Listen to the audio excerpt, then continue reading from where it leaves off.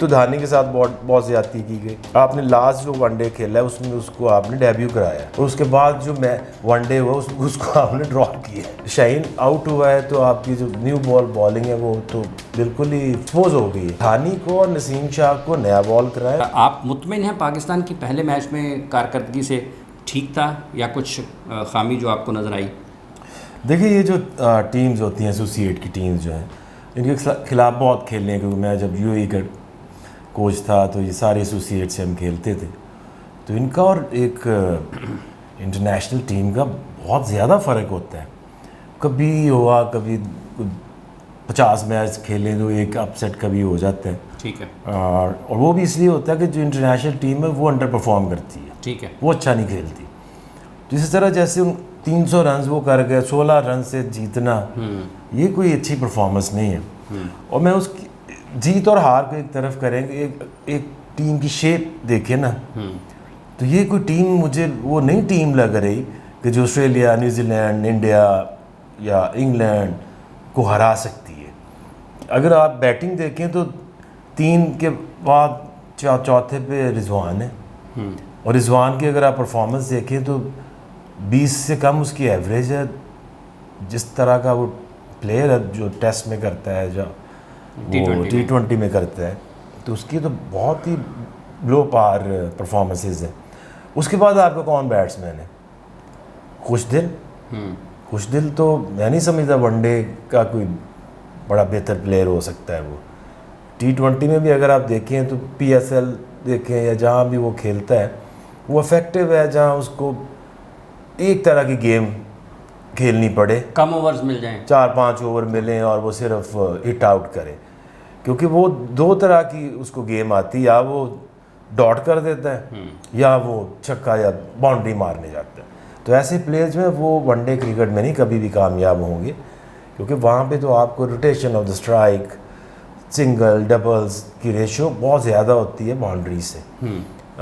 दूसरा जो अफसोसनाक चीज़ नज़र आई कि आगा सलमान को खिलाया और एकदम से आपको देखा शुरू में बहुत स्लो खेले, फिर रिकवरी की बाबर ने और फ़खर ने, और फिर जो ना कैरिड अवे हो गया कि अब तो हम 400 ही करेंगे। एक प्लेयर, स्टडी प्लेयर है आगा सलमान, अगर उसको उसके नंबर पे खिलाते 5 नंबर पे, वो आता अपनी गेम चलाता, एक तो उसको भी डेब्यू करने का मज़ा आता। अब वो बेचारा क्या सोच रहा होगा 8वें नंबर पे जब अंदर जा रहा होगा कि अब मैं क्या करूं, ये तो मेरी गेम नहीं है जिसलिए मुझे टेस्ट वनडे में जो डाला गया। तो एक ये चीज़ मुझे बिल्कुल अजीब सी लगी। और दूसरा, बैटिंग की प्रॉब्लम तो है ही है। अगर आप अपनी बॉलिंग को देखें तो minus Shaheen, you are all over the place वाकई, क्योंकि आपके पास नया बॉल का बॉलर नहीं है। मैं अभी भी ये समझता हूँ कि जो भी रिसोर्सेज हैं, एक तो धानी के साथ बहुत ज़्यादती की गई।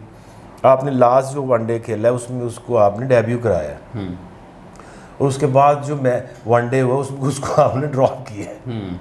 तो उसको कैप दी क्यों थी? कैप इसलिए तो नहीं दी जाती कि आपको एक दफ़ा पहना के फिर उससे छीन लें, भूल जाएं। और देखना ये होता है कि आपकी कंपोजिशन क्या है। जैसे शाहीन आउट हुआ है तो आपकी जो न्यू बॉलिंग है वो तो बिल्कुल ही एक्सपोज हो गई है। अब इसमें जो भी रिसोर्सेज है, देखें, एक तो धानी और नसीम शाह, इनको नया बॉल करना चाहिए।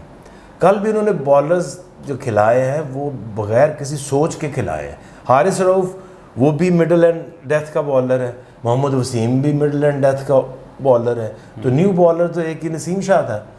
तो ये धानी को और नसीम शाह को नया बॉल कराएं और हारिस को वही मिडल और डेथ का रोल दें, और आपके जो स्पिनर्स हैं उनको और बेहतर अपनी बॉलिंग को बेहतर करने की ज़रूरत है, स्पेशली शादाब को, क्योंकि ये जो वाइट प्लेयर्स होते हैं या वेस्ट इंडियन प्लेयर्स होते हैं, लेग स्पिनर सबसे ज़्यादा इनको तंग करता है, क्योंकि वो ज़्यादा उनको आदत नहीं होती बॉल रीड करने की, और एसोसिएट लेवल पे तो बहुत ही कम ठीक है इनको इस तरह की ऑप्शन। उनको रन हुए कल, उनको रन हुए और बड़ी लूज़ बॉलिंग की गई है। ठीक है। अच्छा, ये जो आपने धानी की बात की है, आप समझते हैं कि वो शाहीन अगर नहीं हैं तो वो टीम में आते हैं दरमियान में बॉलिंग करने के लिए या नए बॉल के लिए? नहीं, नए बॉल से, क्योंकि देखिए आपकी प्रॉब्लम तो नया बॉल है। आप जब हारिस से नया बॉल करा रहे हैं तो आप उसकी बॉलिंग को के साथ कंप्रोमाइज़ कर रहे हैं। ठीक है। क्योंकि वो बेस्ट तो वो है जब फील्ड खुल जाए, वो तेज़ बॉल करता है, स्टम्प्स में करता है, बाउंसेस करता है, फील्ड जब प्रोटेक्ट होगी उसके लिए तो ज़्यादा चांसेस है कि वो आउट करे। आपने हारिस को ये नहीं कहना कि जी आपने रन रोकने। ठीक है। देखें ना, राइट कॉम्बिनेशन तो जो लंबा देर चलता है या चल सकता है, उसमें आपके 2 न्यू बॉल बॉलर सेटल्ड पता हो, जैसे बुकार को हम लाते थे जब मैं और वसीम नया बॉल कर लेते थे, फिर बीच में उसको होता था कि रिवर्स हो गया, बाओ जोर लगाओ, विकेटें लो। तो ये कंपोजिशन इंपॉर्टेंट होती है, ये कोई नाम बदलने से कॉम्पोजिशन आपको नज़र नहीं आती फास्ट बॉलिंग में पाकिस्तान? नहीं है, क्योंकि अगर शाहीन नहीं है तो आपके पास न्यू बॉल का बॉलर नहीं है। नसीम को आपने, अभी टीम का ऐलान नहीं हुआ था तो आपने ये कहा था कि वो पाकिस्तान में दस्तयाब खिलाड़ियों में सबसे बेहतर नया बॉल करते हैं, तो पहले मैच में जो उनकी कारकर्दगी रही आप उससे मुतमईन हैं?